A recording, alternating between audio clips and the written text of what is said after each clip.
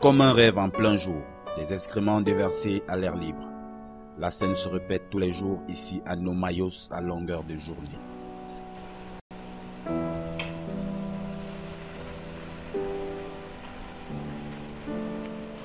Toute une activité qui meuble le quotidien de beaucoup. Et voici le cobaye du jour.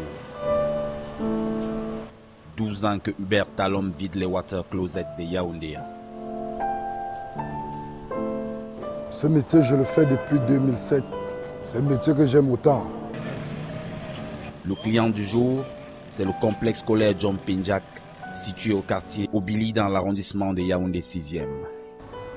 Ce marché, j'étais en pleine circulation et puis le monsieur m'a interpellé. Ne pouvant pas venir directement sur le terrain, nous avons appelé la direction qui a envoyé une équipe d'abord inspecter le travail. Nous sommes revenus effectuer le travail puisque l'inspection a été bien faite. La débrouillardise semble être de mise.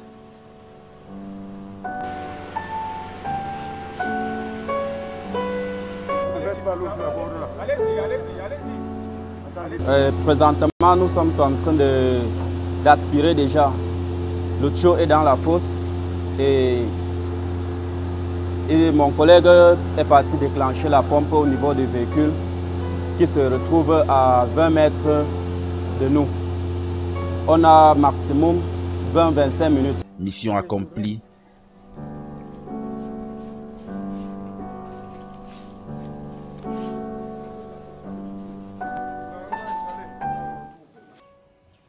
Au quotidien, nous rencontrons plusieurs difficultés. Le premier qui est l'aide de stationnement que nous n'avons pas déjà. C'est une grosse difficulté parce que partout où nous allons garer les camions, nous voulons louer des terrains pour garer. Nous n'arrivons pas à louer parce que quand ils entendent camion de vidange, nous sommes repoussés un peu partout.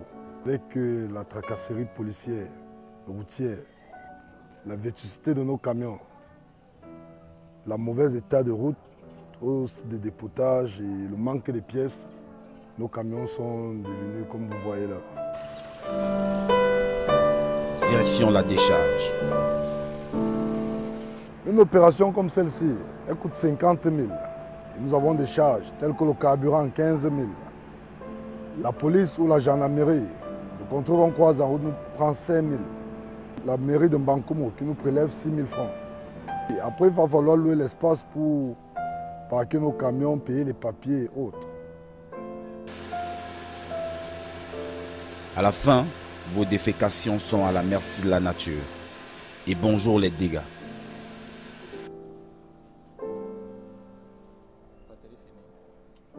Ça se voit seul. Vous pouvez regarder déjà ce qu'on voit là, la pollution visuelle.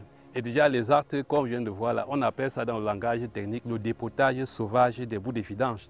Parce qu'il n'y a pas de dispositions appropriées pour récolter et traiter ces bouts de vidange là. Donc lorsqu'on déverse, vous voyez, il y a des plantes qui dessèchent là parce que le fort taux de substances organiques va faire en sorte que les plantes ne puissent pas être aérées et puis les plantes vont mourir. Donc au-delà de tout ça, lorsqu'on déverse, il y a donc ce phénomène de ruissellement qui entraîne les eaux vers les bas-fonds. Il y a un marécage en bas là. Là, on va observer le phénomène d'eutrophisation dans les eaux.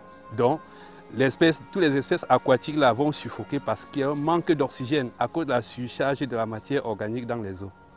Et aussi, il y a la pollution des eaux de surface et de la nappe phréatique parce que ça va s'infiltrer, attaquer la nappe phréatique, ça va polluer les eaux de surface parce que l'eau qui ruisselle là ne s'arrête pas ici, ça va jusqu'au Nyon. Donc, ce qu'on déverse ici là ne s'arrête pas ici à Yaoundé.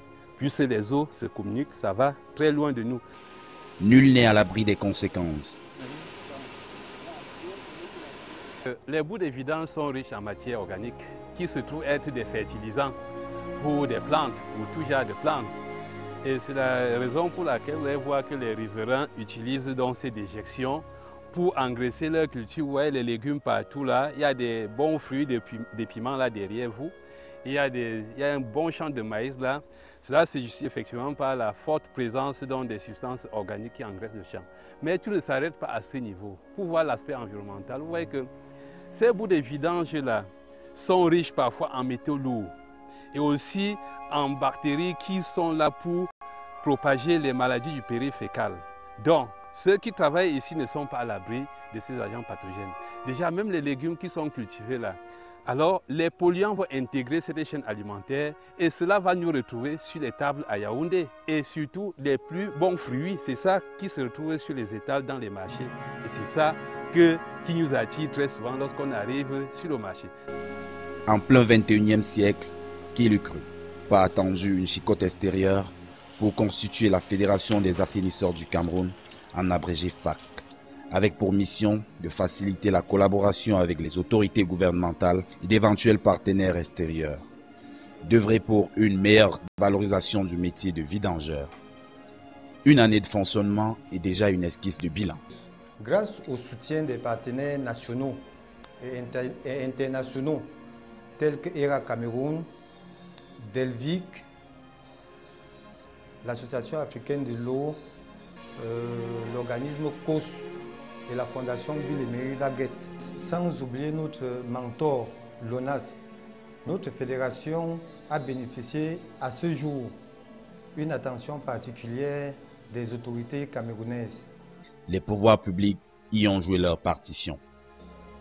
Grâce à l'appui de certaines communautés urbaines, les vidangeurs ont vu baisser de manière considérable les tracasseries dans l'exercice de leur métier.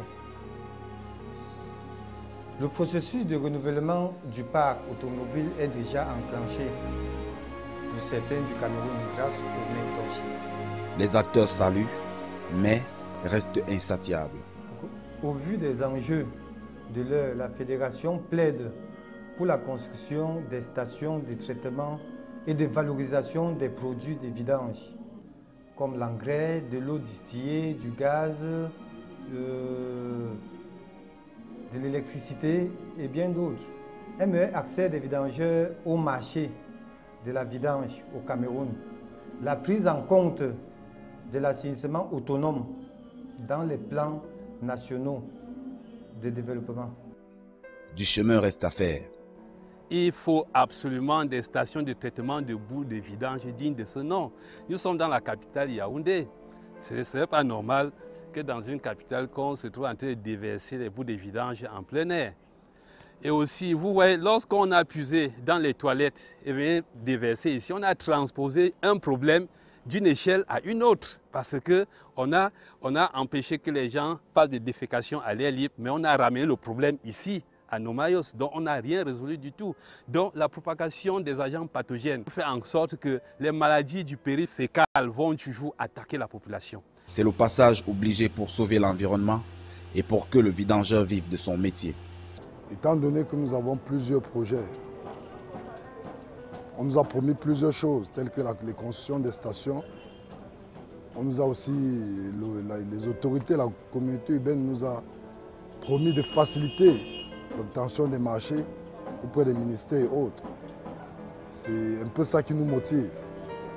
En attendant, nous mourrons tous à petit feu des boues de vidange.